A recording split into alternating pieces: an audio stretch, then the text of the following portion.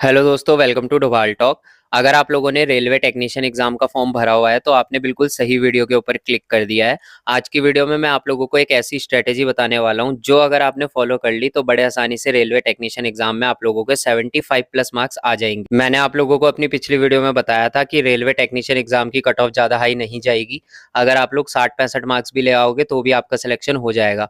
ऊपर से मैं आपको ऐसी स्ट्रेटेजी बता रहा हूँ जिसमें 75 प्लस आपके मार्क्स आ जाएंगे। तो देख लो कितने आसानी से आपका सिलेक्शन होगा, वो भी कम मेहनत करके, क्योंकि जो स्ट्रेटेजी मैं बता रहा हूँ उसमें आपकी ज्यादा मेहनत भी नहीं लगेगी। आज जो मैं स्ट्रेटेजी बता रहा हूँ ये स्ट्रेटेजी होगी ग्रेड 3 वाले स्टूडेंट्स के लिए। बाकी स्टूडेंट्स के लिए स्ट्रेटेजी वीडियो 2-3 दिनों में आ जाएगी। सबसे पहले हम लोग आपके एग्जाम पैटर्न को समझते हैं। 100 नंबर का पेपर होगा, 90 मिनट आप लोगों को मिलेंगे, जिसमें 25 नंबर की मैथ आएगी, 25 नंबर की रीजनिंग आएगी, 40 नंबर की साइंस आएगी और 10 नंबर की इन्होंने जनरल अवेयरनेस बोली है। अब आप लोगों को ये सारी चीजें पढ़नी पड़ेगी अगर आपको 75 प्लस मार्क्स लेकर आने हैं। लेकिन कैसे पढ़नी है ये मैं बताता हूँ। देखो, 25 नंबर की जो मैथ आ रही है ना, उसमें आप लोगों को कुछ भी करके 20 नंबर से ज्यादा लेकर आने हैं और वो आराम से आप लेकर आ जाओगे। आप लोगों को ज्यादा मेहनत नहीं करनी है, बस आप लोगों को चैप्टर उठाना है। मान लो आपने परसेंटेज चैप्टर उठाया, उसके कॉन्सेप्ट आपने सीख लिए। जब आप कॉन्सेप्ट सीख जाओगे उसके बाद जब आप प्रैक्टिस करोगे ना, प्रैक्टिस आपको किसी भी बुक से नहीं करनी है, आप बस प्रीवियस ईयर उठा लो जो कि रेलवे टेक्नीशियन एग्जाम में, ग्रुप डी एग्जाम में, एनटीपीसी एग्जाम में पूछे गए हो। बस उन क्वेश्चंस की प्रैक्टिस करो। परसेंटेज हो, प्रॉफिट लॉस हो या कोई भी चैप्टर हो, बस उसका कॉन्सेप्ट सीखना है, क्वेश्चन प्रैक्टिस नहीं करना है। क्वेश्चन सिर्फ आप प्रीवियस ईयर वाले प्रैक्टिस करोगे। यहाँ पर दो चीजें हो जाएगी, एक तो आप कॉन्सेप्ट भी सीख पा रहे हो और प्रैक्टिस ऊपर से आप प्रीवियस ईयर की कर रहे हो, तो वैसे का वैसा क्वेश्चन फंसने के भी चांसेस बढ़ रहे हैं। यही सेम स्ट्रेटेजी आपकी रीजनिंग में भी रहेगी। रीजनिंग के भी आप पहले कॉन्सेप्ट सीखोगे। अब चाहे वो कॉन्सेप्ट आप किसी बुक से सीखो, चाहे यूट्यूब से सीखो, चाहे अपने पेड कोर्स ले आओ, कहीं से भी सीखो, बस कॉन्सेप्ट को सीख लो। मान लो डायरेक्शन वाले क्वेश्चंस हो गए या ब्लड रिलेशन हो गया, उनका कॉन्सेप्ट आपने सीख लिया कि क्वेश्चन कैसे बनेगा।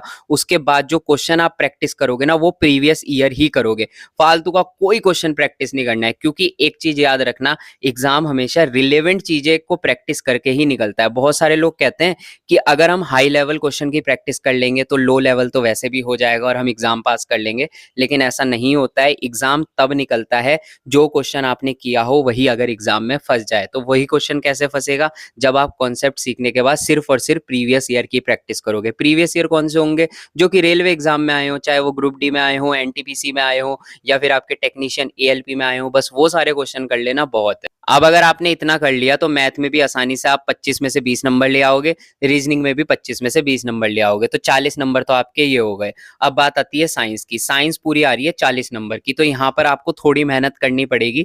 इतनी मेहनत करनी पड़ेगी कि 30 नंबर आपके यहाँ पर आ जाए, क्योंकि अगर मैथ रीजनिंग से आपने 40 नंबर ले लिए और 30 नंबर साइंस से आ गए तो 70 नंबर तो यही हो गए आपके।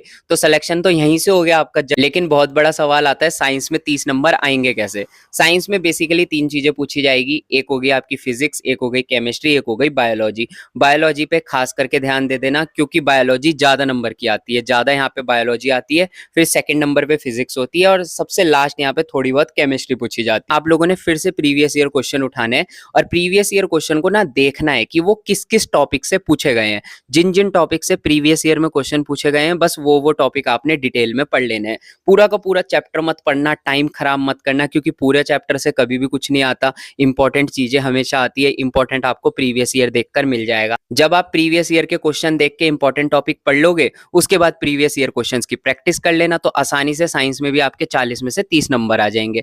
अब आपके टोटल हो गए 40 मैथ और रीजनिंग से हो गए, 30 साइंस से हो गए, 70 नंबर तो ये हो गए। अब बारी आती है जनरल अवेयरनेस की। जनरल अवेयरनेस में कुछ मत पढ़ना, हिस्ट्री, सिविक्स, ज्योग्राफी कुछ भी मत पढ़ना। अगर पढ़ोगे तो अपना टाइम खराब करोगे। सिर्फ और सिर्फ आप करंट अफेयर पढ़ के जाना, क्योंकि 10 नंबर की आ रही है जनरल अवेयरनेस और 10 नंबर में तो मुश्किल से 3-4 नंबर के करंट अफेयर ही होंगे, तो बस वही पढ़ लेना। अब 6-7 नंबर बचते हैं, उसके लिए क्या आप पूरी हिस्ट्री, पूरी ज्योग्राफी, पूरी पॉलिटिक्स पढ़ोगे। इसलिए थोड़ा दिमाग से काम लेना, बिल्कुल माइंड से स्ट्रेटेजी बना के चलना, तभी आपका एग्जाम निकलेगा। मैथ रीजनिंग में मैंने बता दिया कैसे आपको क्वेश्चन का कॉन्सेप्ट देख के प्रीवियस ईयर प्रैक्टिस करना है। साइंस में प्रीवियस ईयर के क्वेश्चन देख के जिन टॉपिक से आए हैं वो डिटेल में पढ़ने हैं। जनरल अवेयरनेस कुछ नहीं पढ़नी है, बस वहां पर आपने करंट अफेयर पढ़ लेने हैं। इतना कर लोगे तो 2 नंबर भी अगर जनरल अवेयरनेस से आए ना, 2 या 3 नंबर भी, तो वो भी 73 74 नंबर बन रहे हैं, और इतने में तो बड़े आसानी से सिलेक्शन हो जाएगा। जो आपके हार्ड जोन है ना, मतलब डेंजर वाले जोन है, वहां पे भी कट ऑफ मुश्किल से 70 से 75 रॉ मार्क्स ही जाएगी, और उतने तो आपके आसानी से आ रहे हैं। तो टेंशन मत लेना, अगर आप ST SC कैटेगरी के हो तो 60 नंबर लेकर आओगे तभी भी सिलेक्शन हो जाएगा। 20-20 तो आप मैथ रीजनिंग में ले आना, 40 तो यही हो गए, और 20-25 नंबर साइंस में ले आना, तो 65 नंबर तो वैसे भी बन रहे हैं। तो सिलेक्शन लेना डिफिकल्ट नहीं है, बस आपको दिमाग से काम लेना होगा। अगर आप जीके में उलझ गए ना, हिस्ट्री ज्योग्राफी पॉलिटिक्स पढ़ने लग गए, फिर एग्जाम पास नहीं होगा। तो वो चीजें छोड़नी है और इंपॉर्टेंट चीजें पढ़नी है। अगर आपको ये पता चल गया क्या छोड़ना है क्या पढ़ना है, तो एग्जाम आपका पास हो जाएगा। बाकी हम मिलते हैं अपनी नेक्स्ट वीडियो में, तब तक के लिए बाय।